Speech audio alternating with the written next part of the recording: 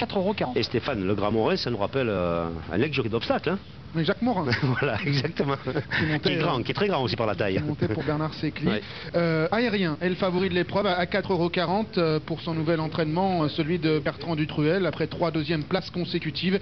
Il vient d'être acheté à réclamer. Le numéro 7, Ambitieux, a déjà gagné un quintet à Maison Lafitte, c'était il y a 2 ou 3 ans. Il est à 7 contre 1. Ambitieux qui a certainement dû voir avec grand intérêt son petit frère, Rimbaud, triompher tout à l'heure avec Olivier Pellier. Et puis dans le bas du tableau, surtout des compétiteurs abandonnés, à part peut-être le 12 d'Alimar, qui est à 9,80 € avec Stéphane Pasquier.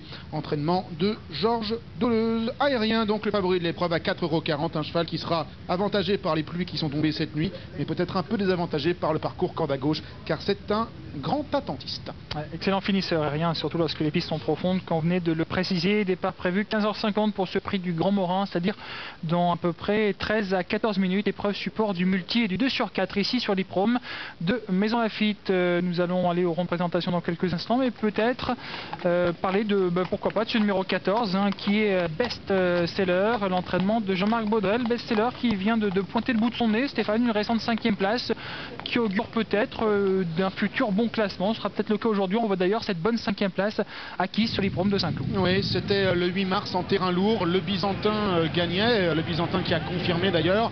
Marshall First était 2e, Landia 3e et Family Blue 4e. Regardez derrière best-seller, il y a Baby Julia qui va venir conclure à la 6e place, et il y a Hula Hoop qui terminait 9e. Best-seller qui défend dans cette compétition la casaque de José Bruno de la Salle. Casaque défend Irulan qui a gagné quintet ici même avec Ronan Thomas il y a quelques jours. Attention donc à best-seller, la course de référence est assez intéressante puisque la ligne droite est très plaisante. Il est proposé une cote de méfiance 11 contre 1 pour ce fils de Solar One. Le voici avec les œillères comme l'autre jour qu'il portait d'ailleurs pour la première fois. Ces accessoires lui a sans doute été profitable. Entraîné par Jean-Marc Baudrel, c'est l'élevage de monsieur Nadji Farao. Guillaume Nico. Oui, avec Worm certainement, le numéro 3 pour son père Patrick Nico. Worms qui est proposé la cote de 12 contre 1, un vieux tonton que ce Worms, c'est le doyen de la course, âgé de 11 ans. Il va tenter aujourd'hui de faire afficher une belle valeur.